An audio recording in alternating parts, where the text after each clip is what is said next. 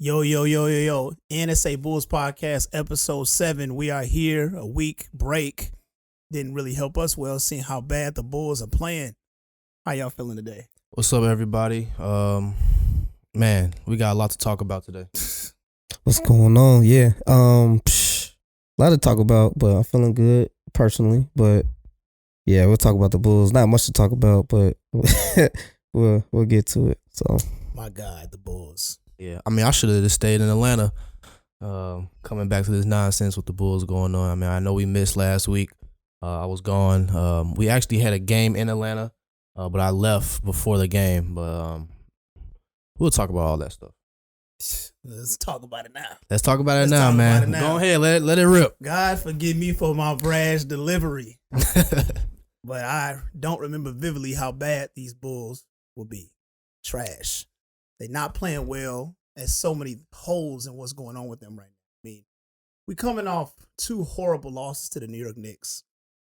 And, I mean, I just don't know how to say it. I mean, how you losing at home or going down by 30 points at home, especially off of a competitive game like right before that, when they played the Knicks at home. So they saw the Knicks at home back-to-back within 2 days of each other. Yep, well, Wednesday and a Friday. Exactly. And they just... You'd think they would learn from their mistakes, and they did not. They got worse.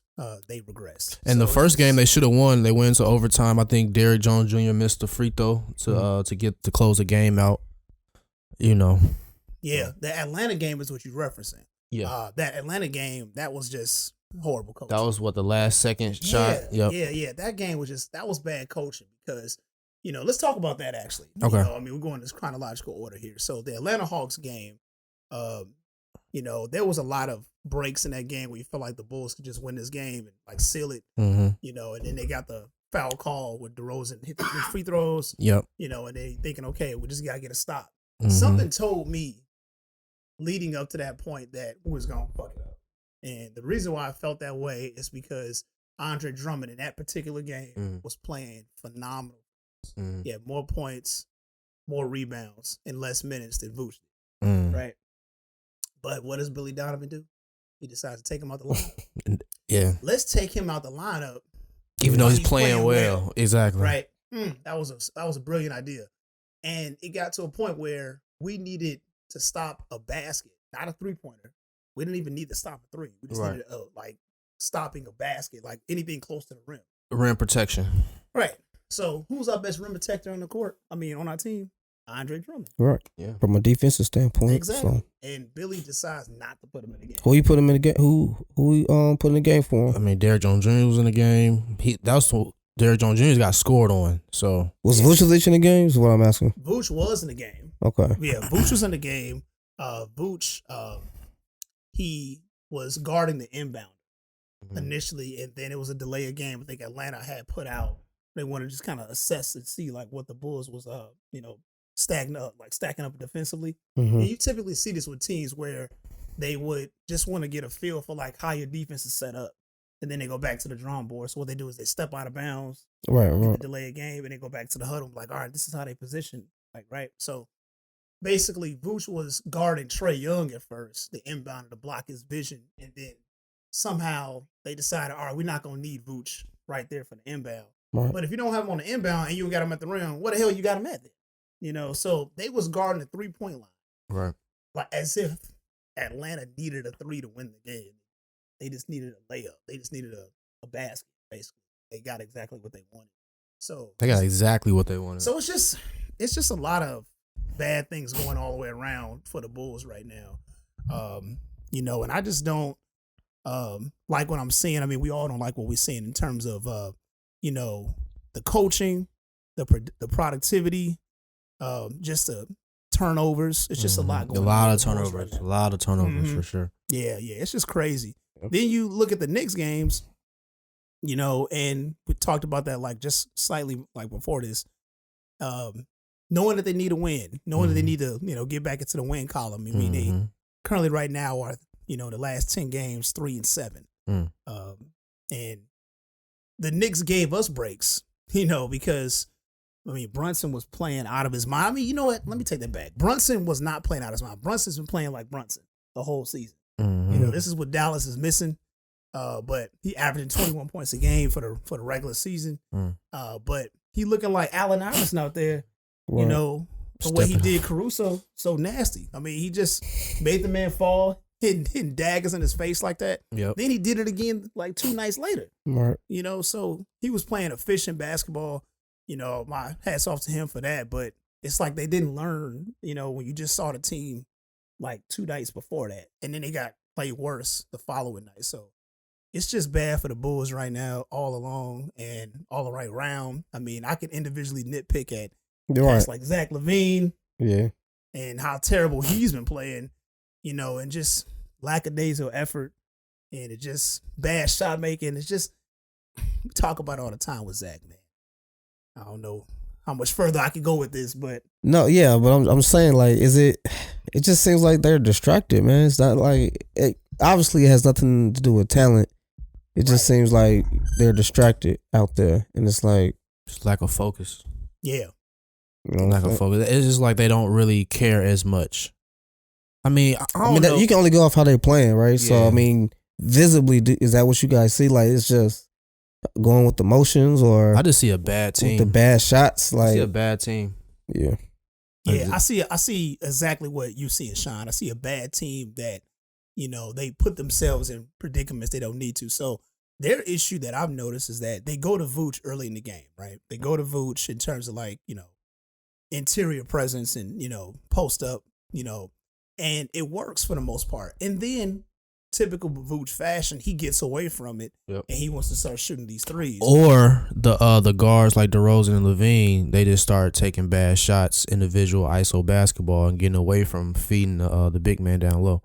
Exactly. So they do that, and then what some people speculate is that, well, if Vooch is not getting the ball, that's why he's not playing well defensively. I feel like that's childish if that is the truth.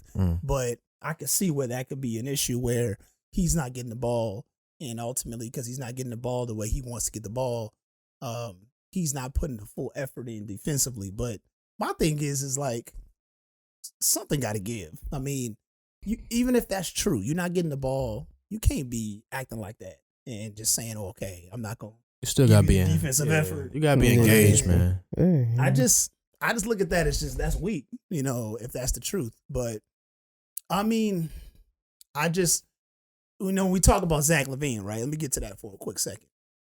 He played like a 19-year-old. What do you mean by a 19-year-old? He played like somebody who don't understand X's and O's.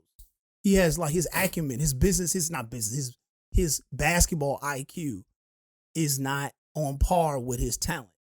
Like, they're not matched. They're like, it's a severe drop. Like, he does things on the court. You're like, why would you think to do that? I saw plays where he forcing the pass, he telegraphing passes, he forcing the interior pass to Vooch when they already packing the paint. He's not understanding angles. Bad shots. Yeah. And it was like one situation where he was inbounding the ball in. It's a New York game, like the second New York game. He's inbounding the ball in. The shot clock, the violation is about to come up because they can't get the ball in. And he just throws it to New York. He just says, forget it. Like, just throws it to New York, basically. Like, Vooch and all them, like, okay, like, I'm trying to get the ball in, whatever. And it's like, it's a lack of, like, effort on both ends, but it's like, forget it. You're not coming to the ball. I'm just throwing it to New York. So that's how I'm like, come on, man. Like, what's going on here? And it's just frustrating. I don't think you said he was taking the ball out. Yeah. First of all, why is Zach LaVine taking the ball out? Yeah, so he was inbounding the ball in, and New York was playing pretty good defense. I forgot what quarter this was, but New York was playing like good defense to prevent him from getting that pass in. Right? Yeah. But the players like Vooch, for example, who was calling for the ball on the inbound, like to get the ball in bounds, they weren't coming to the ball or like clearing out to just try to get the ball. You know, like the defense is like stacking up on you. Yeah. But Zach just like succumbed to it. He said, forget it. And he just threw the ball in. Like knowing that nobody was like right there. So like basically New York just like got handed the ball. Like it was just like he gave up on the play. It was like they just jumped up a little bit and just took the ball and they off to the opposite side. So I'm like, that's coaching though, man. It's like, first of all, why are you saying take the ball out, Zach LaVine? I don't get it, but that's. I mean, you gotta have like a trustworthy person to take the ball out, so he probably trusted him. I don't know, man. I got it, but I just Caruso. I mean, I don't know. There's other players that I can see. I don't know. Just Maybe depending on who's in the game. Yeah, it's just frustrating, like when you think about the, capabilities of this team and what they could do, and like they're not, they a lot of these games are winnable games for them, with the exception of the previous game where they was getting 30-piece. Well, and then the Phoenix Sun game where Devin Booker put up 52 points in us in like 3 quarters. But overall, it hasn't been a lot of games where you said, well, we can't win this game. And it's like 5 or 6 games in the last 2 weeks where you're like, they could have won that game. And I think they like 0-6 in all those games. Oh, that's another key fact to say. This is a complete 360 from previous year, right? So last year, our team was beating all the teams we were supposed to beat. Yep. Right? And we were losing to the teams that were like championship level teams, right? Right. But with that being the case, when you look at this year, I mean, last year we was fourth quarter, with our fourth quarter performances were really good, with DeRozan playing well in the fourth quarter, right? When you look at this year, it's the exact opposite. DeRozan and the crew have not played well in the fourth quarter. In fact, we've lost every single game by 1 possession. So like I think we're like 0-7 right now, like with 1 possession games, like under a minute left or whatever the case may be. We've lost all of those games, right? Right. But we're also winning the games against top teams like Boston, but then we losing the games against teams we should beat. Yeah. So we're the exact opposite of what we were last year, and that's what's frustrating. When you talk about the Chicago Bulls, you expected more progress at this point, and we have regressed. I feel like when the Bulls go into overtime, we might as well just go home. Straight up, every time the Bulls go into overtime, I'm gonna just grab a beer and just call like, it one. just look, man. Let's just think about the next game. It's frustrating. You think about it. It's just not what you expect to see at this time of the season. I mean, we're about 30 games to the season. There's no more excuses. No more. And the thing is, like you mentioned, a lot of these games are close games. And the thing with the Bulls, they're entertaining. It's like Chicago sports in a way. We're entertaining. We're always almost there, but we can't really get over the hump to be a great team. We can't, man. We can't. I mean, at least at this moment, it's just, I feel like, Austin, you're right. It is a coaching issue. He's not getting to his teammates. His coaching, his decision making at times, like the Drummond situation, and just like who you decide to use in terms of situations is not up to par. But I also feel like the players in general, they're not playing to the level that you expect them to either. Right. Zach LaVine, he's looking like a $200 million role player.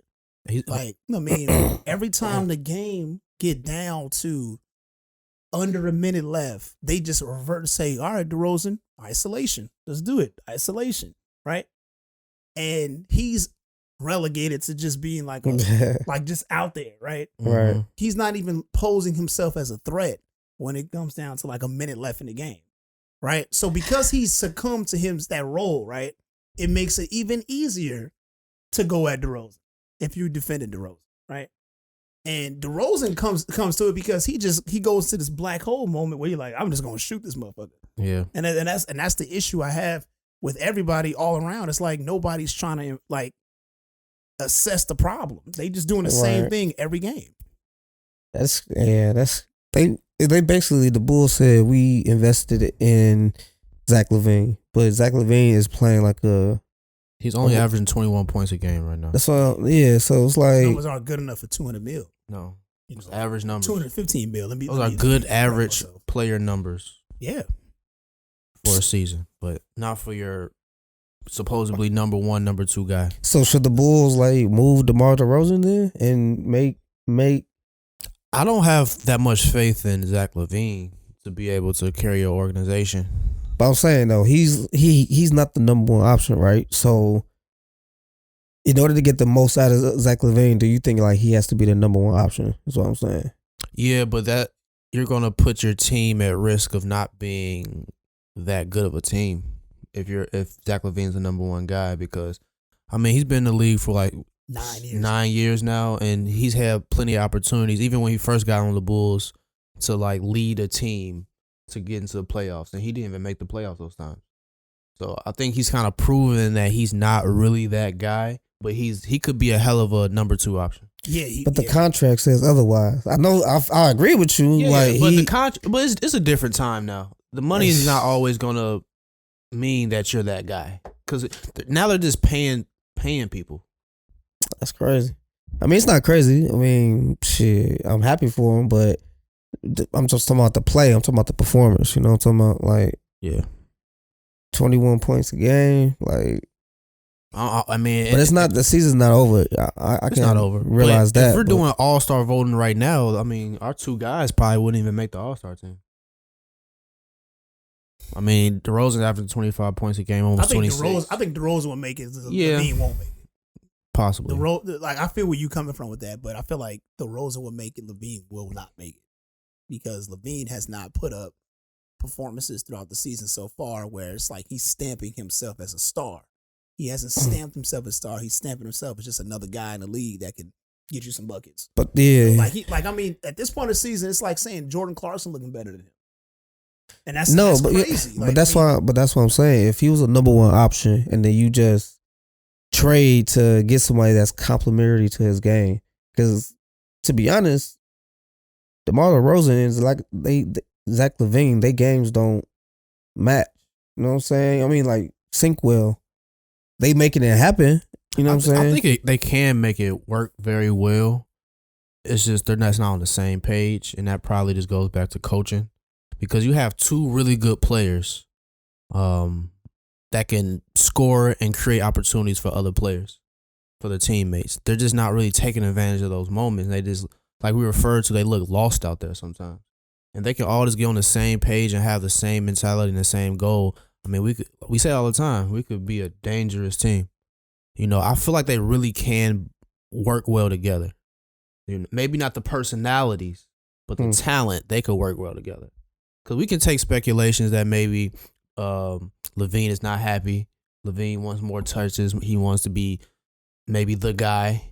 He might feel like he's second fiddle to DeRozan, which he is, but he might not like that position. Well, the thing I think is that he can learn from that, though. I mean, okay, my thing is this. I'm not saying DeRozan is the guy that can get you a championship, right? The guys that can get you a championship, they're not available, right? But the thing about DeRozan, he has proven that he can get you to as a competitive team. Levine has never proved that. He hasn't proved throughout his track record that he can make your team competitive just on his sole merit. He doesn't, like, he's a good added piece, right? Mm-hmm. So how should I put this? I feel like Levine can learn from guys like Jaylen Brown, right? Mm-hmm.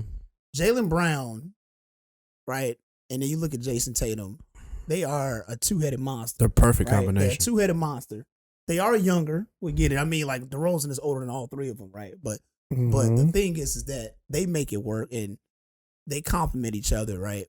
But they also got good coaching, right? So it's like you started to notice like the difference between a team like Boston and a team like the Chicago Bulls, right? Because the talent is there when you talk about it, but it's just a matter of how is the talent being utilized. Exactly. Because if you put our talent on the Boston Celtics, because we could, like, if we put us in we're gonna meet them 4 times this season. A lot of those games we are like getting the better of them, but we're not a better team than them overall throughout the course of the season, and a lot of that's to do with that.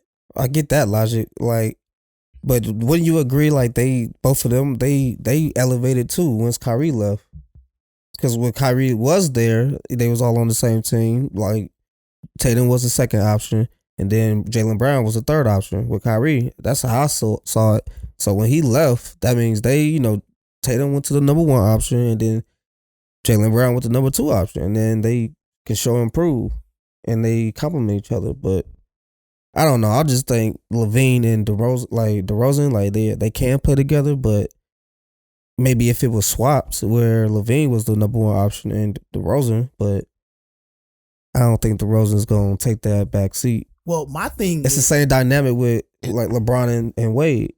It's all proven, though. You got to prove yourself. Zach LaVine hasn't proven this year that he could be the number 1 option.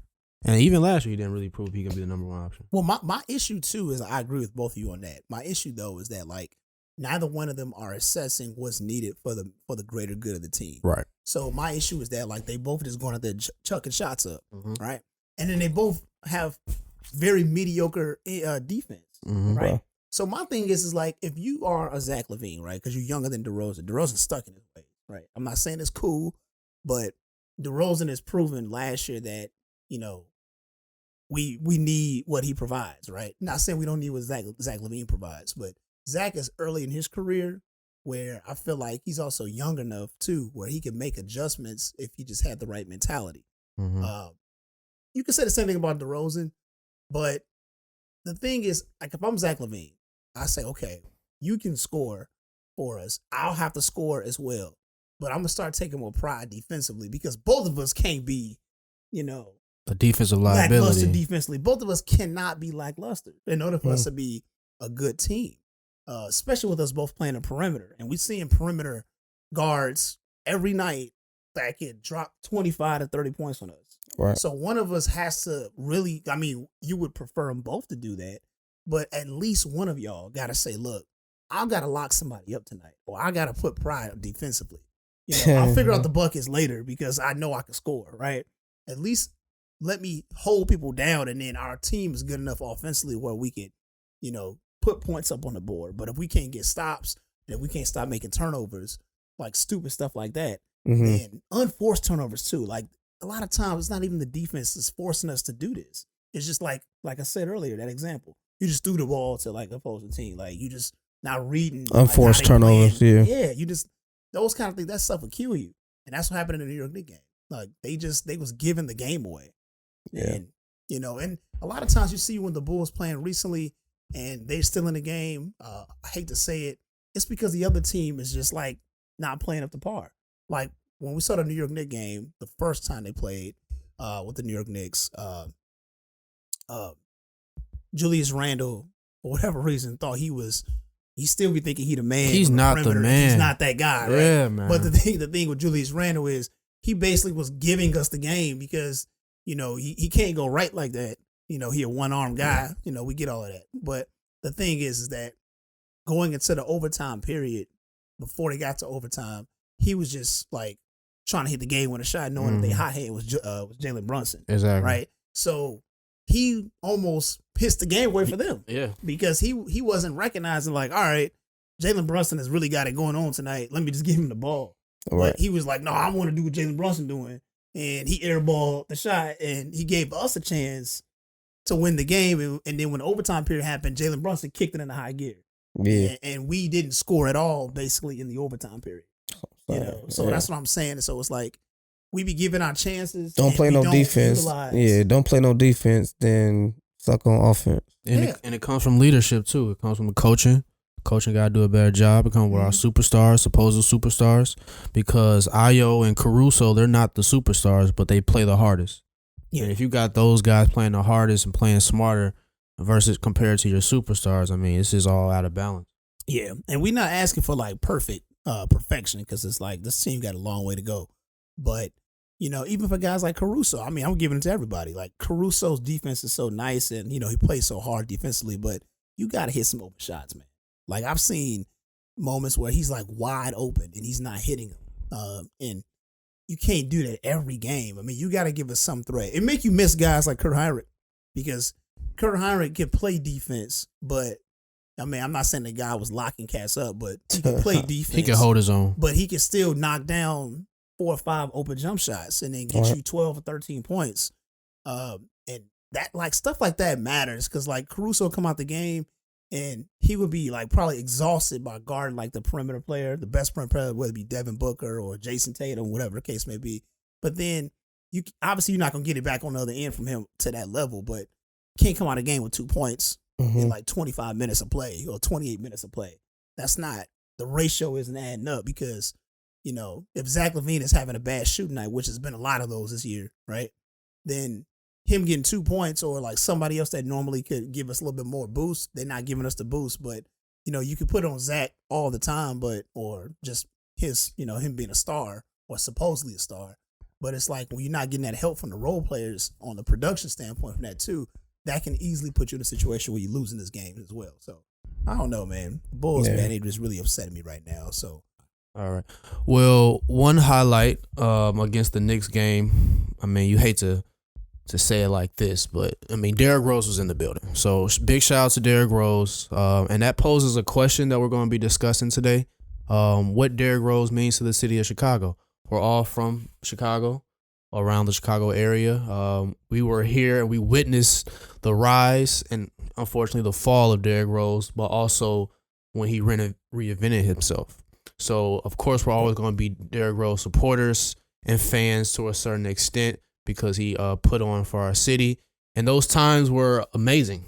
I mean, it was like Jordan coming back to the Bulls in a way because that excitement was there. So, I mean, how do you guys feel about Derrick Rose, where he is? The question is what he means to the city and, like, what does he mean for us individually, too? Oh, good question. It's a loaded one, but it's a good question. Good questions.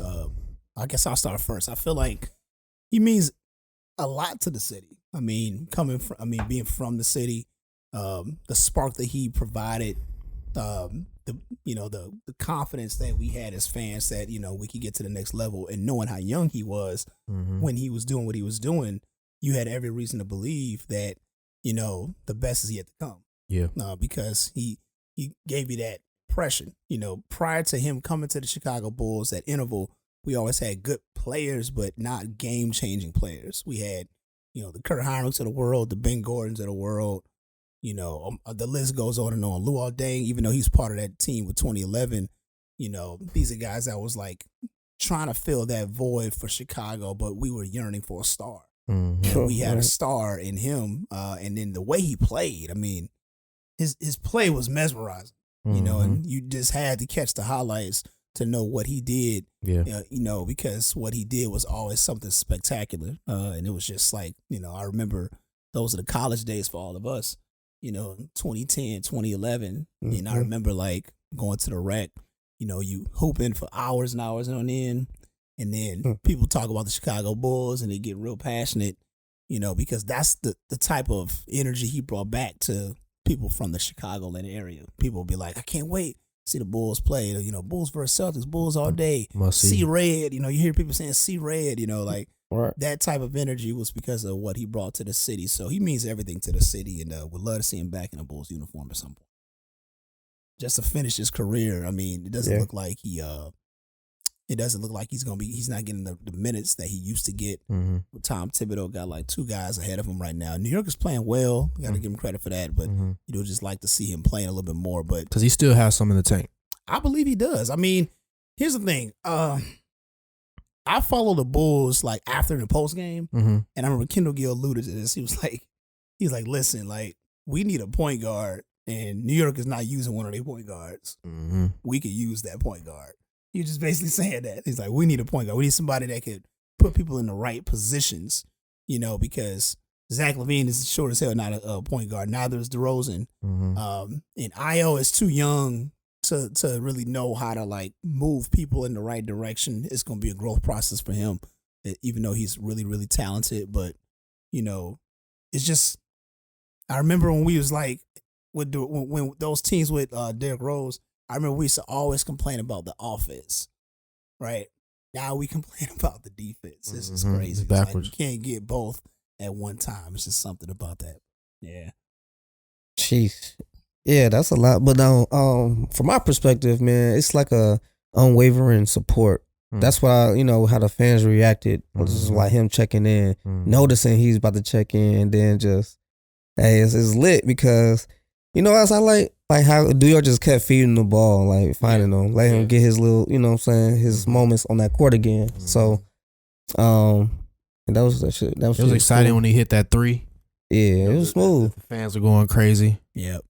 Yeah, that was smooth. So I just feel like, it's one day his jersey's gonna be up there. Yeah. I feel like they're definitely gonna retire his jersey.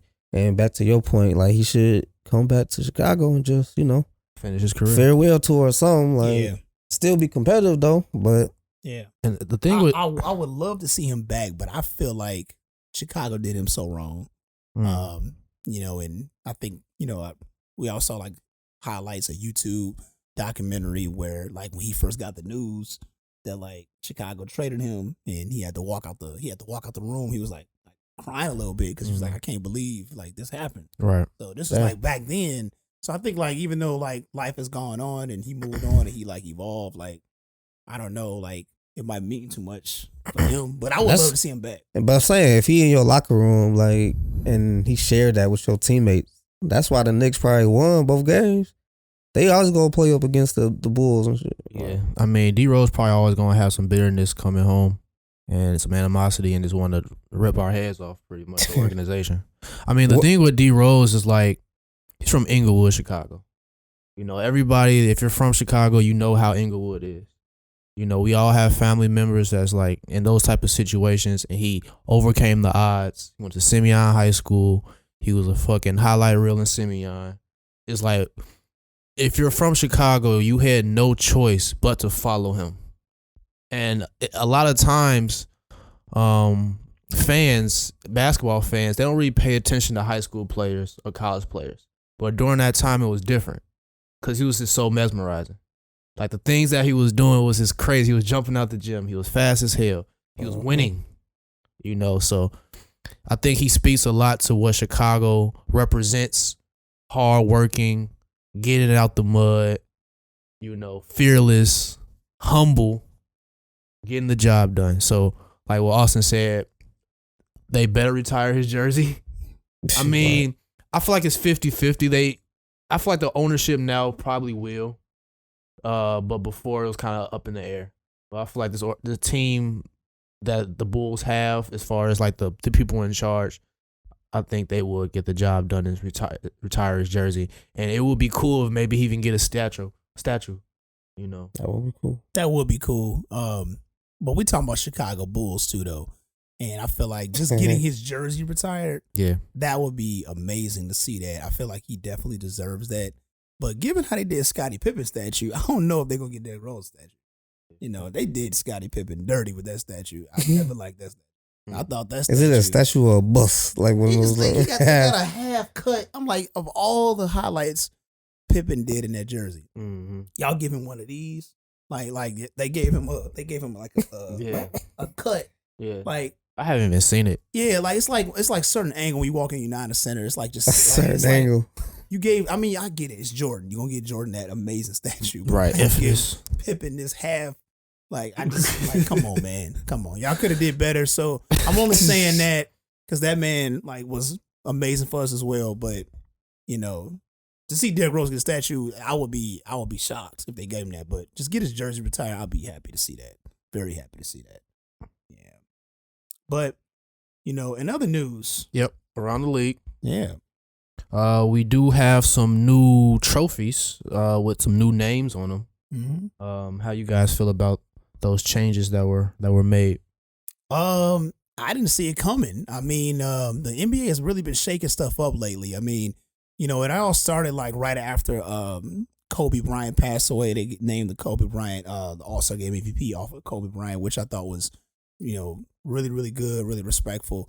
But this time around, you know, I didn't hear anybody talking about it in advance. I mean, well, I don't know if you would, but they gave Michael Jordan the, you know, they named the MVP trophy off of Michael Jordan. Mm-hmm. You know, I feel like he's the game's greatest player ever. So I think that's a really, really good, respectful thing that they did. Mm-hmm. The other players that they put in there, Wilt Chamberlain, the rookie trophy. Yep. You know, the Hakeem Olajuwon Defensive Player of the Year trophy. Yep. That was really nice. I like that. You know, I feel like, you know, it's a good way to, you know, provide clarity to the new viewers. Yeah. Like who was dominating, who made this league what it is. Yep. Like, why are you watching right now? Like subconsciously you watch the NBA because of the players now, but the players you watching were like very, very motivated by the players that these trophies are named after. So, and that's what Adam Silver was saying too. I saw him talk during the game, and he was just basically what you were saying, just shedding light on the players in the past, and you know, just giving them respect. Yeah, is the clutch player, is that a new award? I've never heard of that award. Yeah, is it? I think it is, right? Jerry West says clutch player award. Mm-hmm. It's a new award, right? It gotta be. But yeah, that's a brand new award. Now this is new information to me because I didn't know about that award. Yeah, I want to see how y'all felt about that. Like Jerry West Trophy of the Clutch. I don't know much about Jerry West. I mean, other than like his career accolades, I mean, I wasn't around. Neither one of us was around to know. But from all the old heads that I've heard, they say Jerry West was that dude, you know, I mean, at the guard position. Mm-hmm. And, you know, it's just his career. He didn't win enough championships. He won one in the final. And that was towards the end of his career, right? Exactly. Mm-hmm. And him and Elgin Baylor was on a team together. And what's messed up is, you know, just a little bit of history that Elgin Baylor retired without winning a championship. Mm. But the year he retired, the very next season, the Lakers won a championship. Mm. So I think they gave him a ring, like as a sign of respect, but he wasn't on that team. So technically he finished his career without winning a ring, you know, himself. So, but nonetheless, Jerry West, I don't know. What you think, Austin? What you think about like the, you know, the name of the awards? I'm just curious the criteria you have to like perform throughout the year to get a clutch. Maybe it's like last shots hit. Like, yeah, it's probably some statistics. Last minute shots, or I mean, it's probably well deserved for him. We just. I mean, I didn't know. Dude, now that they got this award, I mean, you already got a team of players in the league that could be a little selfish, but now that they got this award, which one? You might see some people like just throwing that shit up. Like, shit, DeRozan would have got it last year. Fourth quarter, like, hey man, some fam is open. Like, hey bro, I got it. DeRozan would have got it last year for sure. I don't know if it's that, like, I don't know. I don't know if it's like the defensive player of the year or MVP, but we'll see. And then what about these other two trophies? Most improved. Yep. And most then improved. And then the last one is what? Six man. John Havlicek. You know anything about those players? Havlicek, yeah. I mean, Havlicek got like over 26,000 career points. He was one of the leading guys for the Celtics dynasty along with Bill Russell. Mm-hmm. So he got eight championship rings. But they called him Hondo back then. Hondo. Yeah, Hondo was his nickname. And he got a lot of highlights like in NBA history and stuff, you know. You know, the game just evolves. So I mean, like when you look at his highlights, somebody might be like, well, you know, that ain't that appealing, you know what I mean? But, you know, I think you know, the NBA is just like in that mode right now where they just want to like remind the new viewers more than they ever did before. Because I feel like the previous generations already knew about these guys. And I think like now you got a whole plethora of new generation, 8, 9, 10-year-old kids watching like the NBA, looking up to the current players, but they only know the current players. You know? It might be a good business move even to reel in the old players, the old viewers. Because maybe they might be out of touch with the NBA going on today, but since they're going to be naming these trophies about old players, you know, it's kind of getting those that audience back in. Yeah, it's definitely a good business move, and I think this all started from last year. So last year, where they had the Western Conference Magic Johnson Conference Final MVP award, and then they did the same thing for the Eastern Conference with Larry Bird.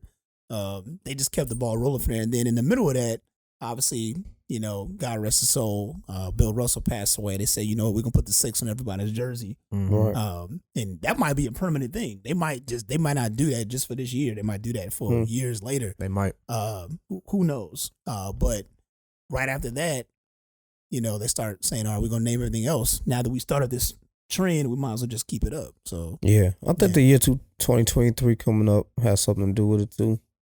Just with Jordan, like that's the first thing I saw announced. Then everything came out after. Yeah. But, who knows, man? Yeah. Well, they probably you know want to keep the game more refreshed and updated. So yeah. I think these are all good points we're making though. Just like new viewers, tying in the old viewers, making sure that you know you pay respect to the past. And all sports do this. I mean, you got. You know, baseball is known to do this. You know, they'll never let you forget how great a player was 30 years ago. They'll never let you forget that. Now, in terms of how I feel about how the awards look, I was just thinking that's another topic. They should have gave Jordan the logo. You know, they probably got to pay like Nike serious money for that. Yeah. Serious money for that, but. That logo is synonymous with Jordan, so they probably was like, "We got to." Because this logo is like this is trophy. Is that supposed to be Jordan? Hell? I don't think that's supposed to be Jordan, is it? This is probably named after him. Well, I saw like an image on a Bulls fan page where it was like, this is Jordan Duncan in 1998. It's like a regular season game. But who would have thought? Like, that's what they taken. You know what I mean? Nothing was iconic about it.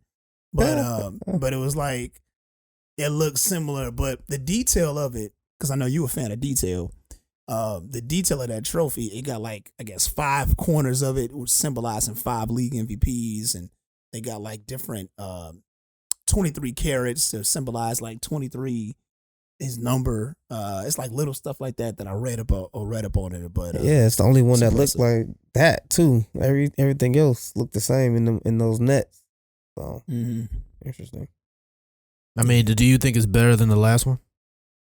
I like the last one better.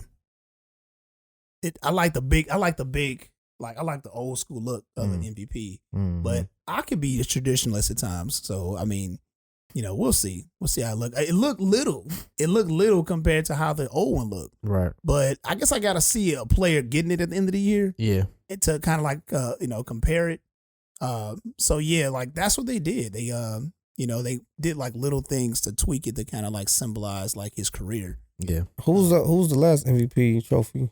Who won got the MVP last year? No, I'm saying like who was the statue named after? Oh my God. Do you know that? Like, is that the actual person? I don't know. No, I don't think it was an actual person.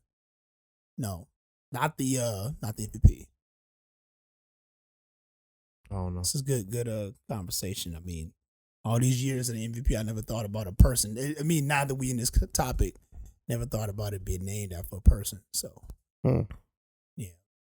Now I know the NBA championship is named after Larry O'Brien, the original commissioner. They didn't change that, did they? They never changed that. Said they're never going to? I said they haven't changed it. But you never know. You never say never with this league. They trying to like also add on to that. I just saw something recently saying that they possibly trying to expand the league out to Mexico City. Yeah, I saw that. Yeah. I know they have a G League team out there. Mm-hmm. Yep. So I have a question, guys. So we all know that scoring in the NBA is like the most mesmerizing thing. Right. All It's right. the sexy part of the game. It's the sexy part of the game. Yep. Now, I pose a question. The top 5 players in the league right now. And we have this list of the scoring leaders. Now, do these scoring leaders necessarily mean they're the top 5 players in the league right now? And if not, who is your top 5 in the NBA at this time? Good question. I think some of it has to do, a lot of it has to do with scoring. Because a lot of times we talk about like NBA history, at least modern history. Most people, even though they don't try to do it, subconsciously when they pick their best player, that best player is like somewhere in the top 5 to 10 in scoring. So it's like usually, very rarely is it like, well, my best player is the best player in the league is somebody who's top 25 in scoring. That's usually not the case. Right. Usually not the case. But I would say it's kind of close to that, with the exception of guys like Shai Gilgeous-Alexander. I don't think he's a top 5 player. Yeah. I think he's having a hell of a season, but I don't think he's a top 5 player. I think Tatum is a top 5 player. I think Curry is normally a top 5 player. Their team is not playing like it, but to parallel with that. But he's playing well. He is out on injury as an update right now. But we got Tatum, we got Curry, I got Kevin Durant in there. That's 3 already. Definitely got Giannis in there. That's 4. And then I got Luka. I got to put Luka in there. I mean, I can put Joel Embiid in there, but I feel like Joel Embiid, he be hurt too much, and then like he's back in the lineup and then he cooking. I feel like his numbers are always going to speak for themselves, but I feel like the attention to detail that you got to put on the other guys are just a little bit higher, with the Tatums and his success that he's been having lately and going to the finals, and just recently what's been going on, but Kevin Durant, he been hooping though. He been hooping. So what you think, Austin? I'm looking. Man, that's a okay. I'm just go Giannis, Steph Curry, Kevin Durant, Joel Embiid. Was that 4? And then it's between 3. It's between Luka, Trae Young, and Ja Morant. for that fifth spot. So It's interesting. That is interesting.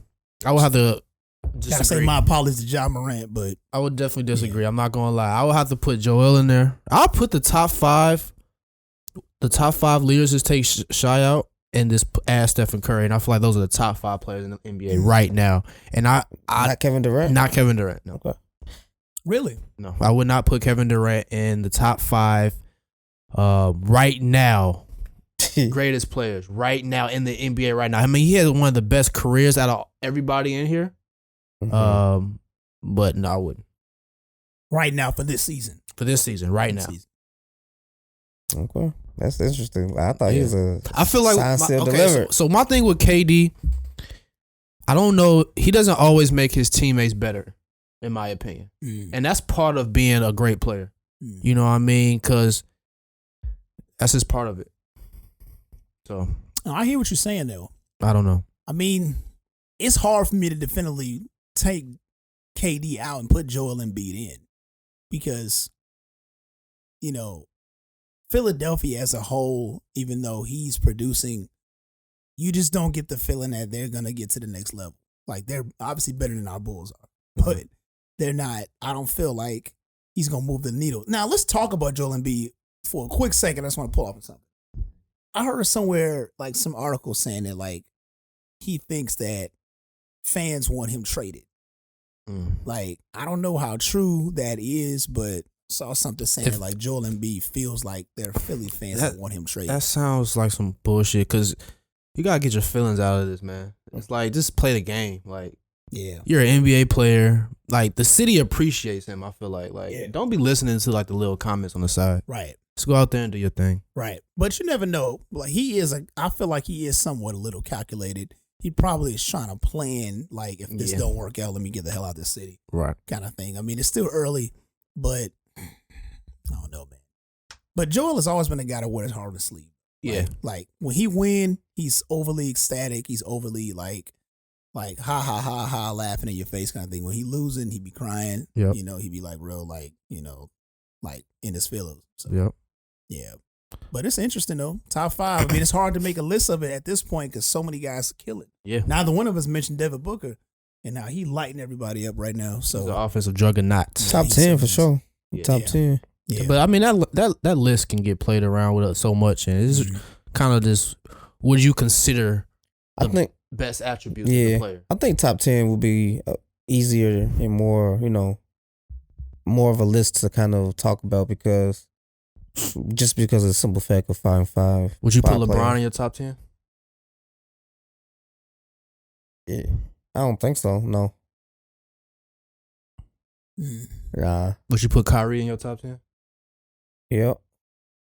Just based on these numbers. Zion, we didn't even talk about Zion because he's a little bit down. Yeah. You got to factor in like the rebounding. You got to factor in. It's a lot. It's a lot of stars. It's a lot. So there's a lot of things to consider.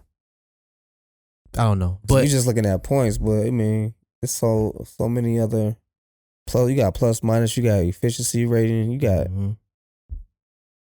know, but yeah, who knows? It's a lot to factor in. I mean, it's a lot of all these guys are stars. I mean, and they all have moments where you just feel like they could be a superstar. Well, I think the 5 we listed are superstars. But, you know, Kyrie Irving, he'll have moments where it's like, dude, this is a superstar. But at bare minimum, he is an all-star. He's a brand new all-star. Almost 26 points a game. That's still like elite. That is elite. Every night, and he's on the 26. You talking about Kyrie, right? Yeah. And he's on the team with Kevin Durant, and he's still able to get 26. Yep. So and Kevin Durant is at kissing 30. So it's like, come on, bro. Like, yeah. Kevin Durant has always been a certified bucket getter. Definitely has. So yeah, he averaging 30 points a game. You know, and he could easily, like, if he would have win another scoring title, that'd make him 5 scoring titles for his career. He had 4 right now. So yeah, it's a lot going on, man. It's a lot of talent in this league, man. A lot of talent in this league, and you know, making a top 5 is really hard. And sometimes it switches depending on who's available. Yeah. Like who's available, like who's winning, like who's right now. You know, who's more relevant right now, like because you can easily put Donovan Mitchell top 5. You know. for the season. Right now. For the season, at least top 7. And with You know. and with Joel, you got to factor in he only played 20 games this season. So them seven more games, you might not be at 33. And Jason Tatum played 29 That's games true. this year. It's very Jason true. Tatum is definitely top 5 right now. Yeah. Right I now. think Yeah. he's a Definitely. leading MVP vote getter right now. Yeah. Like my initial vote was Luka, but they're not winning enough. His But, stats are there. But This will be interesting at the end of the season, like right when the season about to wrap up, pull the list up again, like, all right, who? And I want to retract my statement. I want to put KD in top 5. Because I know I'm gonna get a lot of slack for that, but I'm gonna go ahead and just put him back in that top 5. I have a bone to pick with KD. We might get to that a little later. okay, so now we are gonna go and piggybacking off the previous conversation that we had about like the scoring and what's going around the league. Let's kind of focus on what we always go over, which is the certified bucket getters.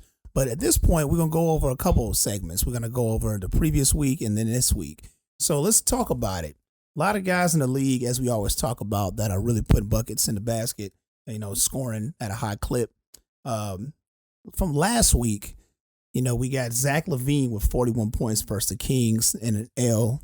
Chicago Bulls lost that game. I remember that game vividly and how frustrated he was towards the end. He just walked off the court after they lost the game, while everybody else was just like giving each other like, handshakes and like, how you doing? How's your family? He just walked off the court. Now, right after that game, we got Julius Randle, who had 34 points and 17 rebounds. He's been playing pretty good. He is usually pretty inconsistent, but, he has games where he does this, and, the New York Knicks are benefiting off of that. I think they're sitting at a 6th seed right now. And then after that, you got Damian Lillard. I mean, he's been a silent killer the whole season. Portland is in the playoff race. They started the season off hot, but they currently at the 6th seed right now on the Western Conference. But he had 40 points on 12 assists, but they lost that game to Denver. Piggybacking back on Julius Randle, I apologize. I forgot to say they won the game. They had 34-17 against Atlanta. But at the top spot for that week, we had Anthony Davis. He put up a phenomenal 55 points and 17 rebounds versus the Wizards in that last week. So he played phenomenal. This is what the Lakers need from him on a day-to-day, a game-to-game basis. But, it's a matter of health for him, not a matter of skill, just a matter of health. But now for the current week. So the current week had an even longer list of guys that really was, killing it. From a performance standpoint. So we got Luka Doncic, familiar name. At the top of that list, we got 38 points, 11 rebounds, 8 assists versus Oklahoma City in a win. He's going to play like that all year round. I'm pretty convinced at this point. I feel like we're going to be looking back at the season saying the Luka season, because the way he's putting up numbers is crazy. He might end up getting 3,000 points for the season, which only like guys like Wilt Chamberlain, Michael Jordan, I know Kobe Bryant did it in 2006 and 2007. I know Allen Iverson got to be on that list, but, you still got to play a lot of games, but it's more than just career average. But, he might be in that situation because he hasn't sat a lot of games out. And then you got Shai Gilgeous-Alexander, another familiar name, with 42 points versus Dallas in an L. They lost that game, but he still played well. It's the exact same game against Luka, where Luka scored the 38, 11, and 8 versus Oklahoma City in the win. So they were dueling it out because they've been, basically the top of the list as far as scoring this season. Then you got a surprising name that, for basketball heads, not surprising before, for people out there that don't really pay attention to basketball often, you got Tyler Hero. Tyler Hero goes off of 41 points versus Houston. Houston is like the stomping grounds to get your game back because everybody goes off on Houston. I mean, I don't know what's to it. Like, they go to Houston, they just cook. Yeah. But Tyler Hero went off of 41 points, as I mentioned. That's his career high. And there was a win, and he shot 65%. So he was just like, everything he threw up was going in. Then you got Jason Tatum, another familiar name, MVP leading candidate, 44 points, 9 rebounds, and 6 assists versus the Lakers. They almost pissed that game away against the Lakers. Lakers came back, took the lead, and then Celtics ended up winning the game anyway. But Celtics was winning most of the game anyway, so it was like, they made it interesting basically for viewers. Then you got Joel Embiid, who's also the NBA's leading scorer right now, currently 53 points and 12 rebounds versus the Hornets, and they won that game. Hornets, they haven't been playing well as a team. I think the overall for the regular season they got like 7 wins right now. But Joel Embiid did his thing in that game. And then we get to the last 2 people. We got Nikola Jokic. This is incredible what he did. He put up 43 points, 14 rebounds, 8 assists against the Wizards on 85% shooting. Like, I mean, I don't know how you can play better than that. 85% shooting. I mean, that's incredible. You know, he had a couple threes mixed in with that. So, you know, for him to put those kind of numbers up on 33 minutes, that's crazy. Then we got Devin Booker. I mean, got to give him the top spot. That's the top spot for the week. Devin Booker, 58 points versus the Pelicans. That's a season high for him for this season.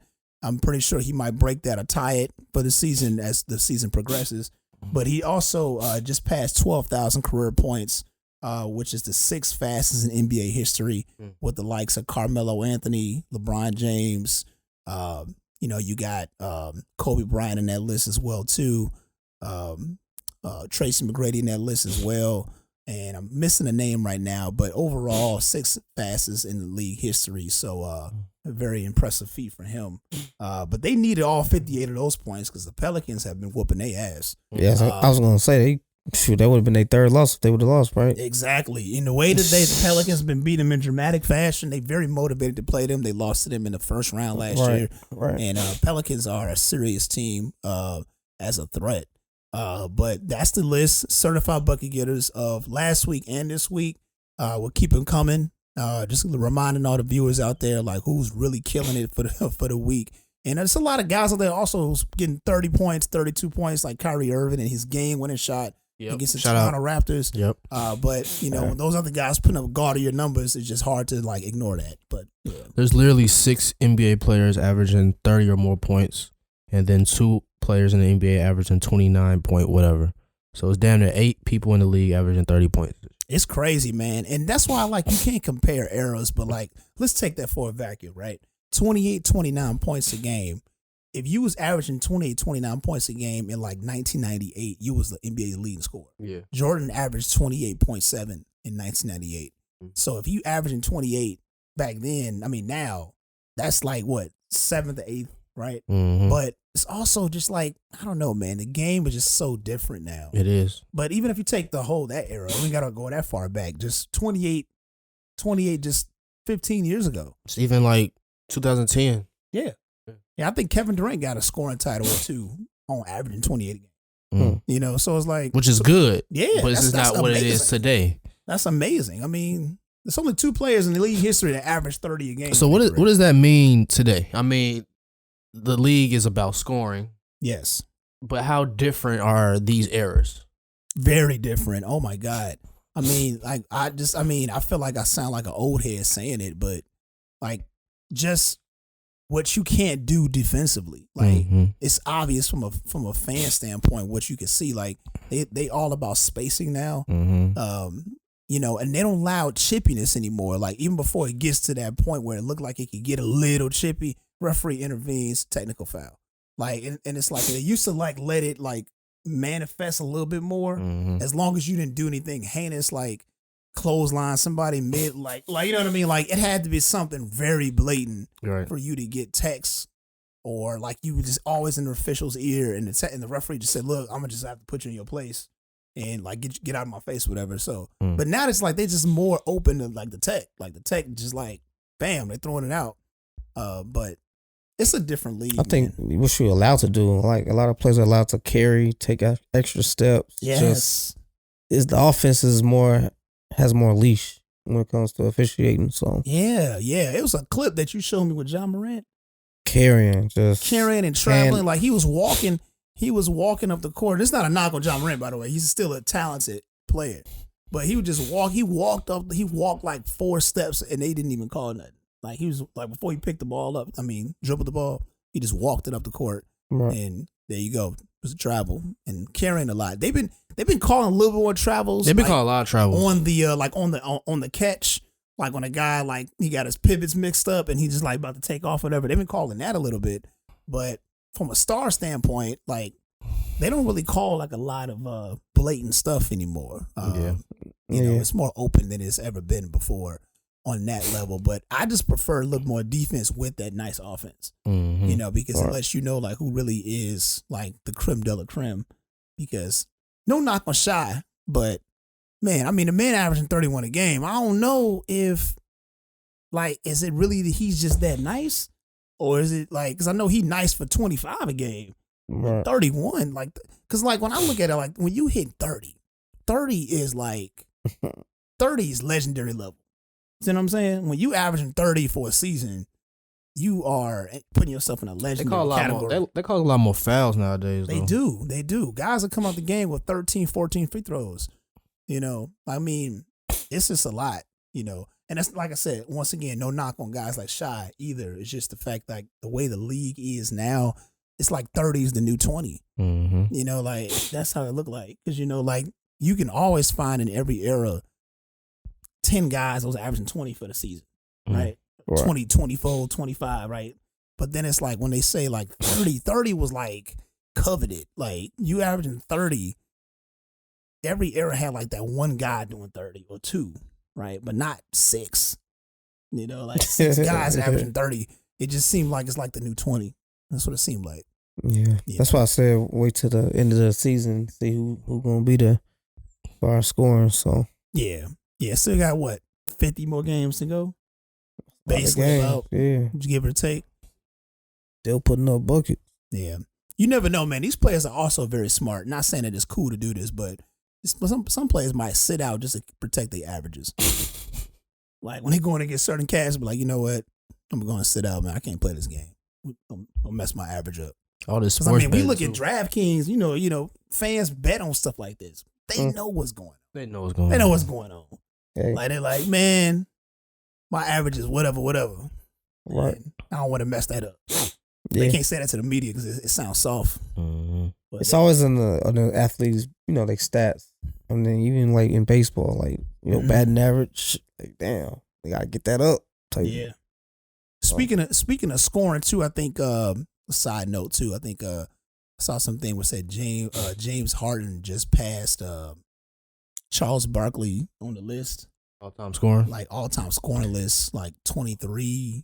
Like he's 23 all-time now. And Barkley, he's like, man, Russell gonna pass me too. He was just shaking his head and whatever, but you know. But man, shit.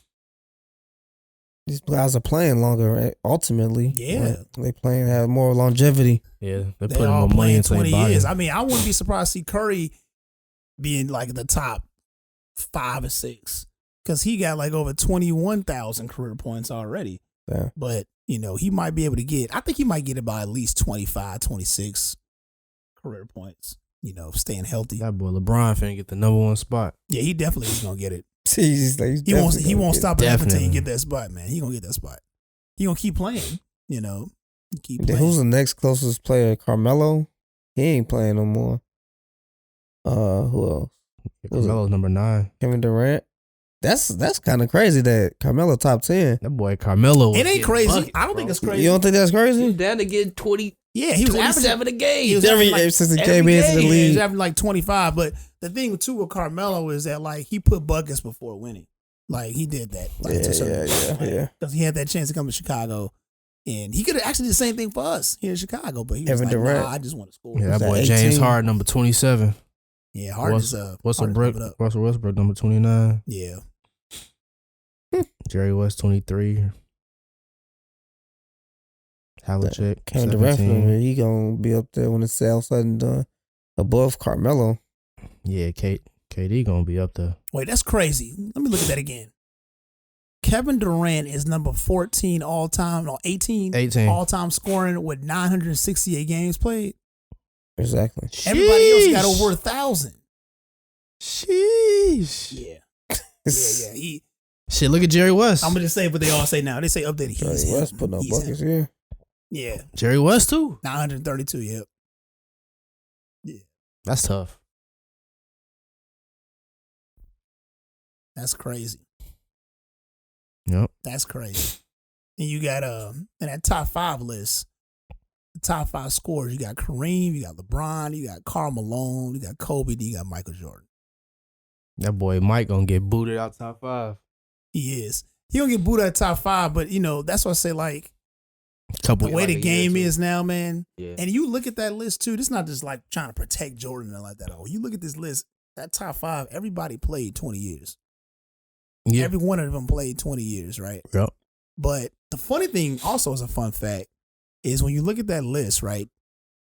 Combined, they all got, outside of Jordan, they all got 5 scoring titles and he got 10. So he got double the amount of scoring titles than the whole top 4 got in the entire career. Y'all Karl Malone never got a scoring title. He just kept playing. Y'all surprised Larry Bird is number 36? I'm not surprised because because what happened is he played 12 years or 13 years. And what happened is he had the bad back and he had to retire early. Yeah. So he did a lot of damage early in his career. And then when he got to the early 90s, he was still an effective player, but he had back problems. And the back problems got worse. And I think they say it's because he was helping his mom with like cutting grass. He was cutting his mom's grass and he threw his back out. It gotta be more than that. It probably is. The NBA always got these stories, right? And I feel like there's some truth to it. There's some exaggeration. But that's what they say. I mean, we never would know. Oh, well. Yeah. Still got a few more years before Kevin. I think that's the next player. Kevin Durant's gonna be creeping up. Tim Duncan gone, Dominique gone, Oscar Robertson. Like, only a matter of time. Elite scorers. Oh. Yeah, like when you talk about this list right here, a lot of this is a longevity award. This is a longevity thing because you could be a crazy scorer for 5-6 years in a row. You still ain't get into this list. You just got to keep playing. Yeah, you got to keep playing, and that's still kudos to those players to keep yourself healthy. But you got to keep playing and keep scoring. So it's twofold. Antoine Jameson, number 50. Hey, he was a buck. That's so random. Yeah, Joe Johnson, DeMar DeRozan's 45. Wow. All time. Of all time. Points. Chris Paul, 38. Curry is number 42. The thing is, I think DeRozan got more field goals made than Steph Curry does. But Curry be hitting those long balls, them damn threes. He hit 8-9 threes a night. I did not know DeRozan was on this list. Yeah, he's a bucket getter. So that's what I'm saying. So go back to our original point. This team needs to be led by DeRozan, not Levine. You know what I'm saying? But Levine has got to get his act together, man. Like, I mean, got to find a way to impact the game other than scoring. But Moses Malone, I'm not surprised for that. I'm not surprised for that. The top 10. Well, guys, you have anything? Words? No words, man. I'm just a bit indifferent when it comes to the Bulls now. Until they start playing better, I'll start caring more. I don't know, but what do you guys feel about indifference? Just should we be indifferent? Should we keep rooting for them? Like, what is your? I think we should keep rooting for them. I mean, you can be objective, like what we are. Like, we are not sitting here saying or making excuses like if it wasn't for the referees, we'd be better. Like, no. We basically saying the Bulls are trash right now, and they're not playing up to their expected level. And a lot of variables are because of that. I mean, the coaching, the decision making, the ball rotations, like the fact that I didn't say this earlier, the fact that they switch up how they play based on who's in the lineup. So example, like Drummond in the lineup, they know we're going to pound them. We're going to try to get the ball inside. Vooch in the lineup, we don't really know what we're doing. It's like that. It's like their identity. They don't have an identity. Identity crisis. And that's what's so annoying. Like when you look at the Golden State Warriors, right? Regardless, like, there's things you can't do without Curry. But overall, they're still playing the exact same way. Like they're still trying to do the cuts and they're still trying to like find open man to get the three off. Like they're still gonna try to do that. But they just can't do it to the high clip without Curry. But they still try to do that. But the Bulls is like two different teams. It's like, what are you doing? Like, are you trying to do this or are you trying to do that? Like, they switch it up based on who's out there. They don't even know what they're doing. Yeah. Identity crisis for sure. And they do a lot of accidental basketball. Like, they just come out there and just do stuff. Like, I saw a play, Vooch, nobody even under the rim. He just came up, DeRozan gave him the ball at the top of the key. He just hoisted up a three. what? No one. I mean, if you miss, ain't nobody getting that rebound. Right. So it's like nothing is strategized with the Bulls right now. So to answer your question, I know it's a loaded answer, but I feel like the Bulls, you still got to root for them. I mean, we all gonna root for them, but you can be objective and be like, you just know what it is. You know, they leading down the pathway and not making. So I'm saying I don't want to like write them off this season because it's like still a little early, but you gotta have better patterns, man. You know what I'm saying? Like, not looking too good. So they in like the 11th seed as of today. So yeah, they in the 11th seed. These niggas suck. Period. Point blank. damn. I don't even want to watch them no more. Well, we gotta watch it because we are the NSA Bulls podcast. We are the NSA Bulls podcast. This is what we do. Change this shit to the damn Clippers podcast. Wow, man. The Celtics. This is wow. This is some other shit, man. I don't know what's going on. I get your point, though. I get your point. It's frustration because it's like, what are y'all doing? We did not expect this team to win a championship this year. We expected you to be competitive, but also winning basketball. Well over 500 is what we expected. Mm-hmm. You know, and the league in general got better, but we expected you guys to get better. And it can't be just because of one player is not there. Yeah, that's what I'm saying. That's like, some bull. Like, man, that's shit. BS, man. You can't just base it off of one player being gone. No, you can't. Your identity is like not there, and they look lost, man. Yeah. Let's take it as a learning experience for next year. You know, I think there's some retooling again that the Bulls need to do, like foundationally. I don't know. You know what? Changes will be made. I'm gonna make my verdict on the Bulls when we get to about like 50 games. I'm trying to remain hopeful. That's fair. 50 games. We got 20 more games before we hit that 50 mark, basically. You know, because I think that what are we 17, 11 to 17, so that's about 28 games. Get 20. So, get 20 round up 30. Hey. And at 30 games, yeah. What about getting 20 wins before they get 20 losses? I think that would be a good. Not gonna happen. You saying like they gotta go 9-3? They can. Not gonna happen, bro. I mean, that's not gonna happen. Not gonna happen. Let's look at their schedule though. I'm just saying, man. That's being optimistic. Like I feel like they should have won those two Knicks games and the New York game. Then we'd be in like they should have won. They should have won the Hawks game. All these close games that they won, they were winning them last year. Mm-hmm. They got the Timberwolves, the Heat, the Hawks, the Knicks, the Rockets. They playing the Knicks again, huh? The Bucks, Pistons. I mean, my thing is they lack a detail. Like the New York game was annoying too because you got three lefties on the court. You got RJ Barrett, you got Brunson, and you got Julius Randle, right? And they guarding them all the same. They not even trying to cut the drive off. Like now Brunson is a little harder, like he's a little more shifty. Yeah. But it's just like, come on, man. Like y'all, they doing the same thing, and y'all not trying to do anything different. But back to the schedule here. I mean, we talking about it. They got the Wolves tonight. The Heat. This is what they on the road trip. Tough. Yeah. And they got the Hawks again. I don't know, man. Wake up. So what would y'all say will be their record between today's game when this podcast is being shot and let's say next time we meet next week. I'm not Sunday. I'm not doing this again. I'm not doing this again. I'm not doing Chicago Bulls. Wake up, man. Yeah. Wake up, man. Because we dropped the ball on games that we should have won. You know, so it's just discouraging. We can beat the Bucks, but we can't beat the Atlanta Hawks. They got a lot of games before New Year. So 1, 2, 3, 4, 5, 6, 8. Shit, even looking at the end of December and January, they got the Cavaliers back to back. That's gonna be tough. We'll see, man. They might. That's gonna be a good game for us to play though, just to kind of see. Because the Cavaliers are gonna be one of those top teams. I don't know if I want to see the Cavaliers. I want to see them play them. I want to see them. Like my thing is, I'm worried because the thing of the Cavaliers, they playing very confident basketball, and they guards, man. They just eating cats alive. I mean, I don't have the Cavaliers in the conference finals because it's hard for me to like pick them or one of them to surpass Boston or surpass Milwaukee because I feel like it might be Milwaukee. Now, do you think the Cavaliers are better than the Brooklyn Nets?